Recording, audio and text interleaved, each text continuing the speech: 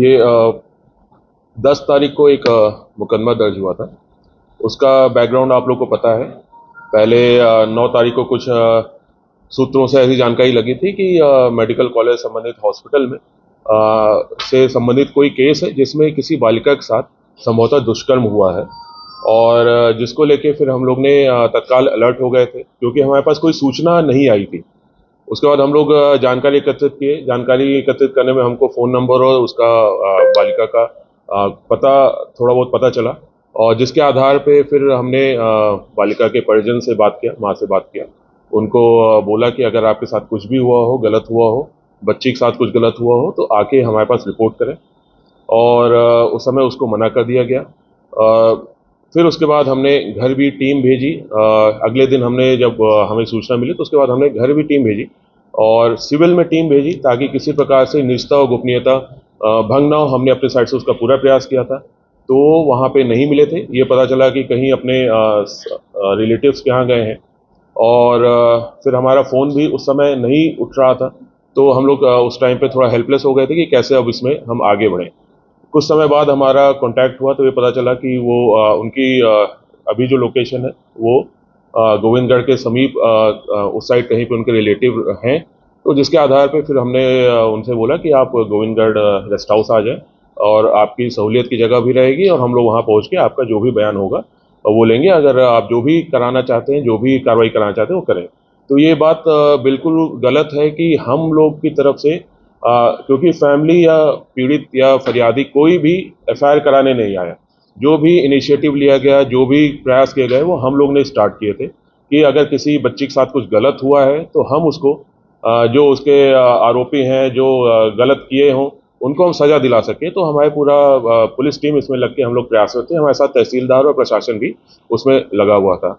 और फिर उसके बाद जब गोविंदगढ़ रेस्ट हाउस में बयान वगैरह हुए, उसमें जो उन्होंने कथन दिया बच्ची ने, वो बहुत ही स्पष्ट नहीं आ रहे थे। जो उसका जो आप समझते हैं कि एक पूरी घटनाक्रम अगर बताई जाती है तो उसमें बहुत सारी उसका अभाव था कि क्या हुआ पहले, फिर कैसे हुआ, क्या हुआ, वो सारी चीज़ें आप लोग देखेंगे भी कभी जब आपके पास एफआईआर वगैरह कहीं से आपके पास मिलती है या हम चार्जशीट वगैरह जमा करते हैं, तो उसमें बहुत कुछ स्पष्ट नहीं था। तो इसलिए पुलिस टीम जो थी उन्होंने भी बार बार पूछा कि आप सही चीज़ बताएं, और जो भी हुआ है वो सही सही बताएं।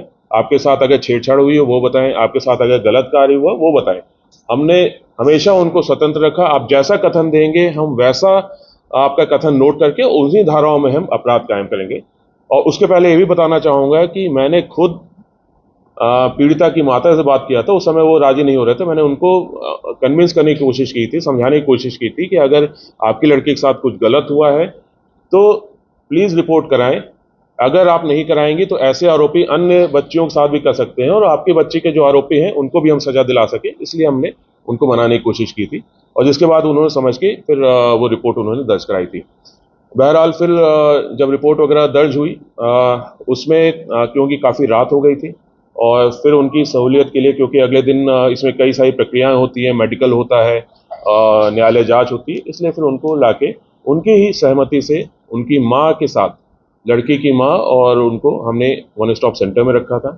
अगले दिन हमने एक टीम भेजी वरिष्ठ अधिकारियों की, जिसमें महिला अधिकारियों की, जिसमें एडिशनल एसपी आरती भी थी और अन्य महिला अधिकारी थी। हमको इसी बीच में कुछ जानकारियां भी लगी थी बच्ची का कि आना जाना कैसे हुआ था। जो कुछ हमको सीसीटीवी फुटेज मिले थे कि बच्ची खुद के उससे बाहर निकल ली है। किसी ऐसा प्रभाव नहीं दिख रहा था उसमें नशे का या कोई ऐसी चीज़। तो वो सारी चीज़ें भी हमने उससे पूछा। कुछ हमको जानकारी लगी कि वार्ड बॉय जो है वो भी बच्ची से उसकी भी बातचीत हो गई है बीच में। और तो उसके आधार पे भी हमने पूछा कि आपने पहले एफआईआर में इसके बारे में कुछ भी नहीं बताया।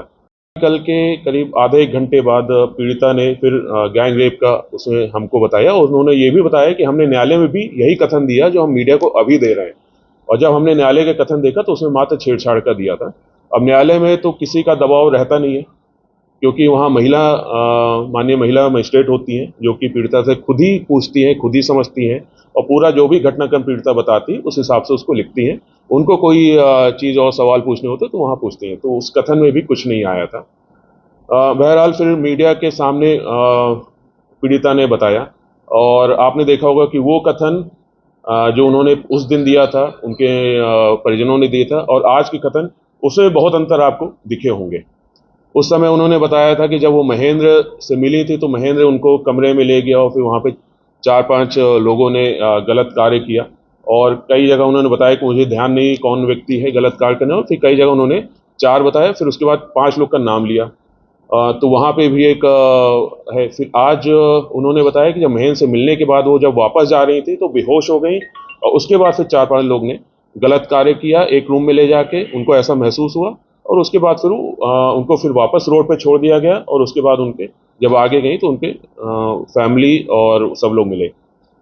अब आपको ये भी बताना चाहूँगा कि जो टोटल हमारे पास, क्योंकि ये एविडेंस बहुत अच्छे हैं, पूरा जो वार्ड से लेके जो पूरा जहाँ पे पीड़िता गई हैं, ये पूरा एक रिहायशी हॉस्पिटल या कमर्शियल एरिया है, तो हर जगह कैमराज और सीसीटीवी हमारे पास थे। हम निष्ठा की वजह से उन सबको नहीं प्रदर्शित कर सकते, वो सारी चीज़ नहीं कर सकते, लेकिन आपको एक छोटा सा आंकड़ा ये बताना चाहूँगा कि टोटल जो पीड़िता है उसने वार्ड से लेके और जो मंदिर है जहाँ पे बेहोश हुई थी वो करीब 2.8-2.9 किलोमीटर है। और वो जो है करीब 1:12 पे रात को वार्ड से निकली है, और 1:41 पे उस मंदिर के पास बेहोश हुई हैं। तो आप बताएंगे कि करीब 28-29 मिनट होता है। एक नॉर्मल आदमी जो होता है वो आधे घंटे में 3 किलोमीटर चलता है, अगर ठीक ठाक स्पीड से चल रहा है। अगर बहुत स्लो नहीं चल रहा तो ठीक ठाक स्पीड से 6 किलोमीटर वो चल लेता है, और ये भी उसी हिसाब से 2.8 किलोमीटर इन्होंने कितने मिनट में किया आप बताइए? 21 और 29 मिनट्स में इन्होंने 2.8 किलोमीटर किया। तो कहीं से भी बीच में जाके रूम में ले जाके गैंग रेप होना, वापस उस रोड पे छोड़ना, ये कहीं से भी टेक्निकली लॉजिकली संभव नहीं है। फिर भी हमने पीड़िता का हमने कल भी एक पूरा कथन लिया है, उसमें वही जो आज उन्होंने अपने प्रेस कॉन्फ्रेंस में बताया वैसे ही कुछ बिंदु उसमें बताए, उसको भी हम जांच में रखे हैं, और हम प्रयास ये कर रहे हैं कि पीड़िता को हम जो भी उसके साथ अगर जो गलत हुआ उसको हम न्याय दिला पाएँ। जो मेडिकल में वो एफएसएल की स्लाइड्स जब्त हुई हैं उसको भी हम क्योंकि अभी तक उसमें धारा ही नहीं जुड़ी है, लेकिन हमने उसको फिर भी हमने एफएसएल लैब भेजा है कि बाय चांस हमको कुछ भी एविडेंस उसमें मिलते हैं तो हम उसमें सुसंगत धाराएं उसमें बढ़ाएंगे। इसके साथ साथ जो पीड़िता है उसकी माँ ने भी आपने देखा होगा कथन दिए थे, तो उसमें माँ ने भी बोला था कि नहीं कोई दबाव पुलिस ने नहीं बनाया। तो कहीं ना कहीं ऐसा मुझे लग रहा है कि पीड़िता को आगे करके कुछ अन्य तरह के इसमें क्रियाकलाप किए जा रहे हैं, जो कि बहुत ही दुखद है। एक पीड़िता एक छोटी सी बच्ची है, 16 साल की बच्ची है। मैं सभी से अपील है कि उसको इस तरह से चीज़ों में ना यूज़ करें, और जो सच्चाई है उसको आने दें। और क्योंकि अगर हम आप देखे होंगे अभी तक 4-5 बयान उसके चेंज हो गए हैं, और जो उसका ओरिजिनल केस है वो भी कमज़ोर होता जाएगा अगर उसके बयान ऐसे ही बदलते रहेंगे। तो बस यही अपील है कि हमने अपनी साइड से पूरी ईमानदारी से, हमारी पूरी टीम ने दिन रात जग के इस पूरे केस को हमने सॉल्व करने की कोशिश की, पूरे उस पीड़िता को न्याय दिलाने की कोशिश की है। और मेरे अभी भी अपील है पीड़िता उसके परिजनों से कि आप हमको बताएं, हम सारी चीज़ें आपकी मदद करने के लिए तैयार हैं। जो सही घटना है वो हम करना चाहते हैं, और जो आरोपी हैं उनके खिलाफ हम कार्रवाई करना चाहते हैं। बस यही अपील करना चाहता हूँ। तो क्या मानते हैं इसमें कुछ राजनीतिक व्यक्ति शामिल हो गए हैं और इसको मामले को पुलिस पकड़ा है? निश्चित रूप से, जैसे आपने सुना ही होगा, उस दिन उसने पीड़िता बच्ची ने बोला था कि हमने न्यायालय में वही कहा जो अभी यहाँ कह रहे हैं। फिर हमने जब बताया कि न्यायालय में तो उस पीड़िता ने मात्र छेड़छाड़ की बात की, तो फिर आज बयान बदल गए, और उसमें ये बताया गया कि न्यायालय में पीड़िता ने पुलिस के दबाव में बयान दिए। तो कहीं ना कहीं ये बार बार बयान को बदलना, बार बार उसको वो करना, कहीं ना कहीं ऐसा लग रहा है कि क्योंकि पीड़िता अबोध है तो उसको कोई ना कोई आइडियाज दिए जा रहे हैं, उसको कुछ ना कुछ बताया जा रहा है, जिसके आधार पर उसके कथन बार बार चेंज हो रहे हैं। अब ये कहना मुश्किल है, लेकिन संभव तो लग ही रहा है जिस प्रकार से बयान लगातार बदल रहे हैं। अगर कोई एक घटना कंसिस्टेंट होता है, एक ही चीज बताता है, तो समझ में आता है कि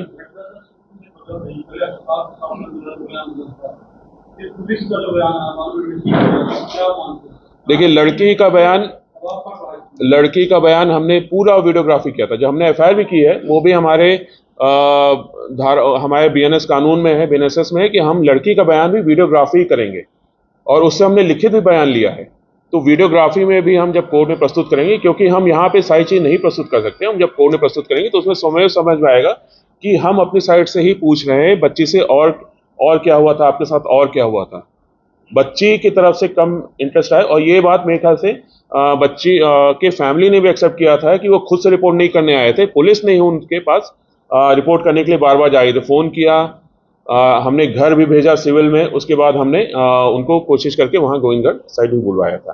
तो ये कि पुलिस के दबाव में ही मैंने ऐसे बयान दिया है, और दूसरी बात क्या है कि अभी पत्रकार वार्ता व्यक्तियों ने किया और उसके बाद आपने ही पत्रकार वार्ता की, इसमें क्या छुपाना चाहेंगे और क्या सच्चाई बताना चाहेंगे? इसमें मैं कोई चीज़ नहीं छिपाना चाहूँगा। अगर आप दोनों पत्रकार वार्ता देखेंगे तो दोनों में एक ही चीज़ बोली है मैंने। अगला कदम हम जैसे मैंने बोला, मैंने एफएसएल में स्लाइड भेजा है उस जो पीड़िता के मेडिकल के हैं। अगर उसमें कुछ ऐसा आता है तो निश्चित रूप से हम उसको आगे सुसंगत धाराओं में करेंगे। पीड़िता अगर हमको अप्रोच करती है या पीड़िता के परिजन हमसे बात करते हैं, अभी तक हम ही बात कर रहे हैं, अभी तक हम ही जा रहे हैं पीड़िता के पास, अभी तक हम ही कर रहे हैं। पीड़िता प्रेस कॉन्फ्रेंस के माध्यम से, अन्य माध्यम से अपनी चीज़ें बता रही है, लेकिन हमारे पास खुद से नहीं आ रही हैं, या हमारे थ्रू नहीं आ रही, जो एक चैनल है पूरा एक क्रिमिनल जस्टिस सिस्टम का, उसके थ्रू नहीं आ रही हैं, और हम ही अप्रोच कर रहे हैं, हम ही सारी शिकायतें नोट कर रहे हैं और सारी चीज़ कर रहे हैं। तो हमारा अपील है कि आप हम पे भरोसा करें और हम आपकी जो भी जेन्युइन चीज़ें हैं उसमें हम आपकी मदद करेंगे। हो गया है पुलिस के पास और पुलिस के बाहर भी, अगर हमारे दबाव में है तब भी कम से कम एक रूपता होनी चाहिए बयान में, लेकिन उसके बाद भी बयान चेंज हो रहे हैं। तो कहीं ना कहीं पीड़िता को गुमराह करके या पीड़िता को कुछ मैनिपुलेट करके ऐसी चीज़ें हो रही हैं, ऐसा समझ में आ रहा है थोड़ा बहुत। नहीं, उसी केस में हम पीड़िता के जो भी एविडेंसेज आ रहे हैं या जो हमारे एविडेंस हम कलेक्ट कर रहे हैं उसी के आधार पे आगे जांच कंटिन्यू रहेगी। यदि पीड़िता कुछ बताना चाहते हैं तो हम उसके बिल्कुल स्वागत है, और निश्चित रूप से हम उसकी पूरी मदद करना चाहेंगे। हमने ये भी बोला कि चाइल्ड वेलफेयर कमेटी है, आप उसके समझ भी अपने बयान दे सकते हैं, क्योंकि इस ऐसे मामलों में नाबालिगों के काउंसलिंग के लिए चाइल्ड वेलफेयर कमेटी होती है, हमने उनके समझ भी उनको पेश करने के लिए बोला है। घटनास्थल से भी कुछ प्राप्त हुआ है? घटना देखिए, पूरी रोड है जो है वो पीड़िता गई है, और उसके बाद वहाँ पे आधे रास्ते पे वो आरोपी उसको मिला है, तो उसके पीछे पीछे गई है, फिर थोड़े दिन साथ में चली है, और उसके बाद फिर वापस आ गई है जब आरोपी के पास फ़ोन आया है। तो इसलिए अन्य कोई ऐसा घटनास्थल उसमें बना नहीं है। आपने सुना होगा विकास उस समय जब पीड़िता अपने वो हॉस्पिटल से निकली है, विकास वहीं पे सिक्योरिटी में था। पीड़िता की माँ ने विकास से ही पूछा था कि भाई कोई लड़की बाहर गई, तो उसने बताया हाँ एक लड़की बाहर गई है, और पीड़िता उसी का नाम फिर रेप में बता रही है। और वही विकास जब वहाँ पे गेट पे था, जब स्ट्रेचर में पीड़िता आई है, उसने भी उसको एंट्री कराया। तो कहीं ना कहीं आप इससे भी समझ सकते हैं कि क्या बात सही है क्या बात गलत है। ये लगातार हम लोग अस्पताल प्रशासन से उसमें रहते हैं, और बीच बीच में उनको हम लिख के भी देते हैं कि जितने भी उनके यहाँ ज्वाइन करेंगे लोग, उनके चलित सत्यापन कराते हैं। बीच बीच में हमको सारी लिस्ट भी देते हैं, जो भी उनके यहाँ सिक्योरिटी में है या जो भी उनके यहाँ संविदा में है, उन सबके हमको लिस्ट देते हैं, जिसका हम लगातार सत्यापन भी करते रहते हैं। पीड़िता ने जिस तरह बयान दिया सर, पहले भी जिस तरह दिया और फिर आज